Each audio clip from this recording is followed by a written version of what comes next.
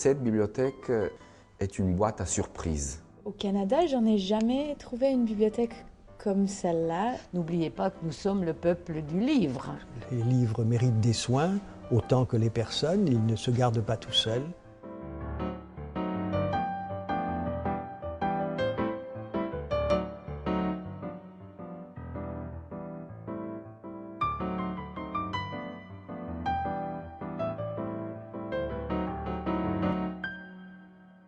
J'ai reçu une lettre d'une chercheuse qui me disait « mais vous citez cet ouvrage, je pensais qu'il avait absolument disparu, je ne l'ai trouvé nulle part.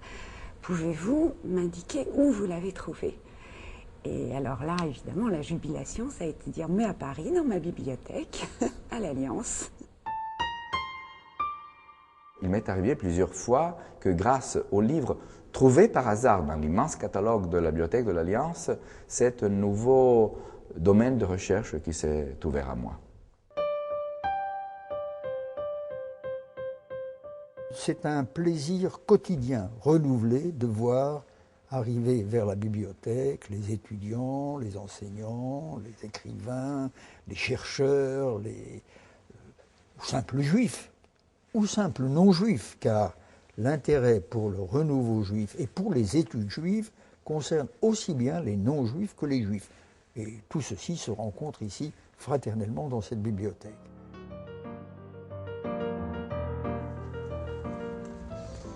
Voilà, donc ici on a une vue magnifique sur cette tour de livres qui a été construite en 1937 et qui abrite 8 niveaux de stockage qui contiennent chacun plus ou moins 10 000 volumes. Donc on peut dire qu'il y a pratiquement 80 000 livres ou archives qui sont dans ce bâtiment.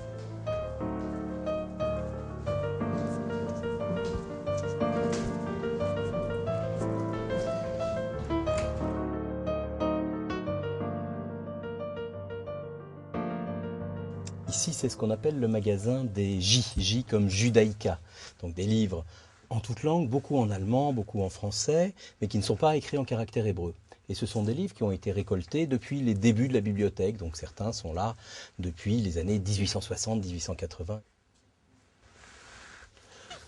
Voilà, par exemple ici, nous sommes à côté de la bibliothèque, de ce qui fut la bibliothèque de Bernard Lazare. Bernard Lazare, le premier défenseur de Dreyfus, et le grand rabbin Zadok Khan, qui était membre du comité central de l'Alliance, a décidé de racheter la bibliothèque de Bernard Lazare pour la bibliothèque de l'Alliance. C'est ce qui explique qu'on a ici tous ces livres.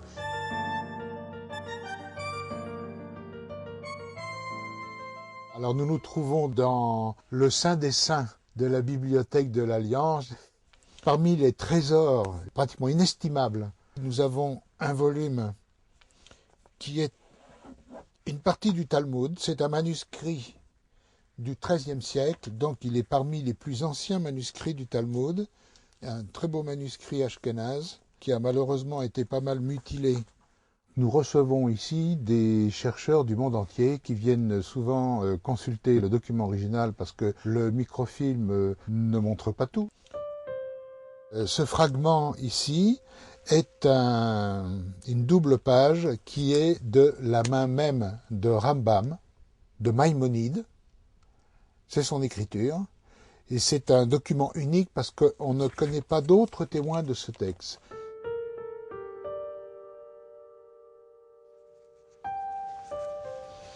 Voilà, nous sommes ici dans la salle de lecture de la bibliothèque telle qu'elle avait été construite et conçue en 1937.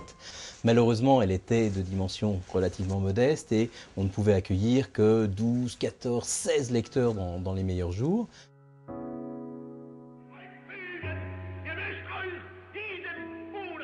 Bien entendu, la Seconde Guerre mondiale va arriver. Malheureusement, la bibliothèque sera une des principales victimes des programmes réellement très bien établis de la part des nazis et va se constituer petit à petit, d'une manière qui nous semble aujourd'hui incroyable, un fonds de livres juifs. Pour bien comprendre ce que les Allemands voulaient faire de cette bibliothèque, il faut voir ce genre de volume, et nous en avons plusieurs dizaines évidemment dans notre fonds, qui portent l'étiquette complète de la bibliothèque. On voit très nettement inscrit Bibliothèque zur Erforschung der Jugendfrage, le numéro de série, la cote, le tampon, tout y est. Nous sommes ici dans une bibliothèque parfaitement organisée. Nous sommes dans un monde de conservation et non pas dans un monde de destruction. C'est finalement cette chance paradoxale qui va nous aider à retrouver la bibliothèque, je ne dirais pas intacte, mais quand même fort bien conservée à la fin de la guerre.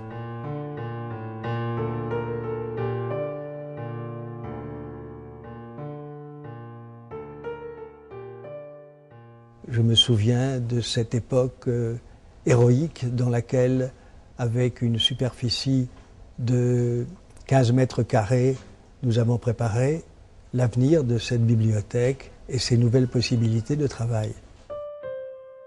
Et puis petit à petit, après 1968, le début d'une espèce de renaissance identitaire juive va provoquer un renouveau des études juives en France. Le nombre d'étudiants principalement fréquentant la bibliothèque va augmenter jusqu'à ce qu'on arrive dans les années 80 à pratiquement une saturation. Il y avait un tel afflux de demandes, d'intérêt pour les études juives et de telles difficultés, de goulots d'étranglement au niveau du fonctionnement de la bibliothèque. Nous avons décidé de reconstruire, non pas de rénover, mais de reconstruire véritablement cette bibliothèque.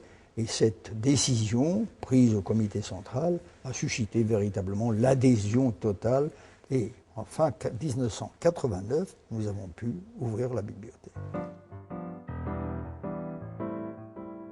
Et c'est grâce à cette initiative, à cette impulsion, que nous allons aujourd'hui, en ce début du XXIe siècle, être à même de poursuivre l'histoire de cette bibliothèque, de la développer et d'entrer dans une ère nouvelle, dans l'ère de l'électronique, dans l'ère d'Internet, pour pouvoir répondre toujours à la même mission finalement, de donner accès à une richesse patrimoniale extraordinaire, de donner une place finalement au patrimoine culturel juif au sein du patrimoine culturel de la France.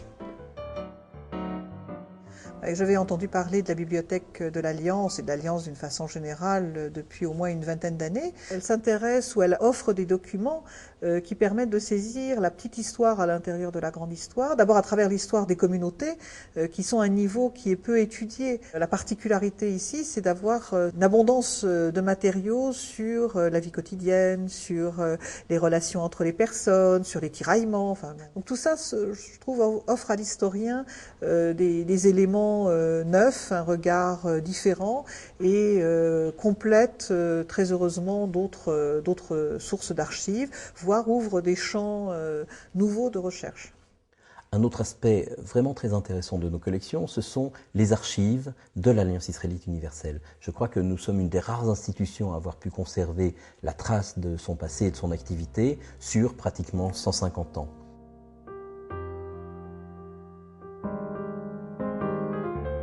Aujourd'hui, il y a une dizaine de personnes qui travaillent à la bibliothèque, depuis les conservateurs, les bibliothécaires, les magasiniers, les archivistes. Ça représente donc pas mal de monde. Même si on a modernisé, même si on a mis des outils plus performants à la disposition des chercheurs, l'ambiance n'a pas changé. D'abord, il y a toujours une grande amabilité, une espèce de fraternité qui règne à l'intérieur de cette institution. Le fonctionnement actuellement d'une bibliothèque et de notre bibliothèque nécessite des moyens matériels considérables. La numérisation, par exemple, les interconnexions avec les autres bibliothèques en France, en Israël, aux États-Unis, sont des tâches très lourdes. Et aujourd'hui, grâce à la numérisation, nous allons pouvoir donner un accès immédiat et facile à des milliers et des milliers de pages de documents. Avec une très bonne photo numérique d'un manuscrit, on peut non seulement éviter de déplacer l'objet lui-même, le présenter à distance, mais aussi on peut par exemple faire des agrandissements de très grande qualité qui vont nous montrer jusqu'au pigment de la couleur, jusqu'à la structure du parchemin et qui vont être d'un grand secours pour les savants étudiant les manuscrits. Ce rôle de fourniture de contenu grâce au support électronique, je pense que ça fait totalement partie de la mission d'une bibliothèque comme celle de l'Alliance. L'avancée majeure de ces dernières années pour la bibliothèque de l'Alliance, c'est bien sûr sa participation au réseau Rachel.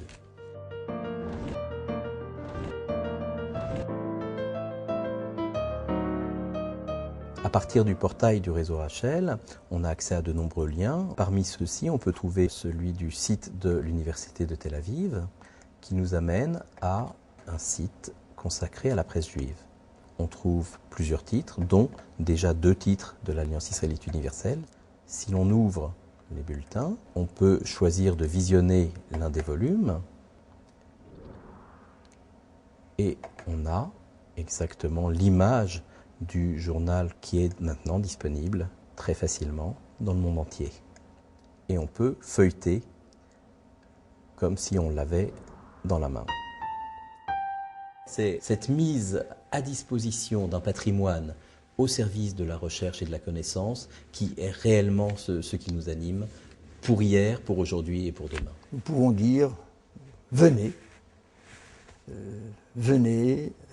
dans cette maison qui se veut une maison d'études juives pour toutes les nations et rappelons la soirée de Pessah, le texte de la Haggadah, on pouvait leur dire, venez, la table est dressée, que ceux qui ont faim viennent et mangent, que ceux qui ont soif viennent et boivent.